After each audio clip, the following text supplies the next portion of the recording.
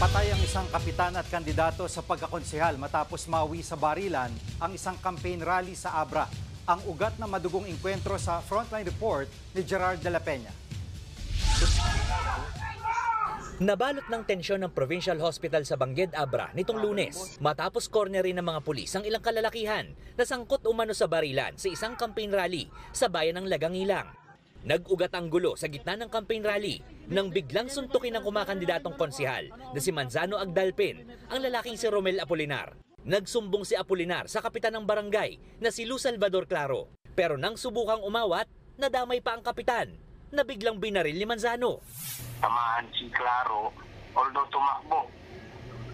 Ang problema nga lang doon din, yung driver na isa nakasama ni Manzano, si Joselito Aurelia, pumunot din ng baril at saka may tatlo pa silang kasama at tinutukan yung si barangay captain. Hindi lang ang kapitan ang pinagbabaril dahil meron ding bumaril kay Manzano sa kasagsagan ng komosyon. Pareho silang isinugod sa hiwalay na ospital at pareho ring idineklarang dead on arrival. Nahuli naman mismo sa ospital ang driver ni Manzano na si Joselito Aurelia na bumaril kay Claro. Pero iniimbestigahan pa ng PNP ang punot dulo ng panununtok di umano ni Manzano. Inaalam na rin kung sino ang bumaril sa kanya. Kinondena ng Abra Police Provincial Office ang insidente.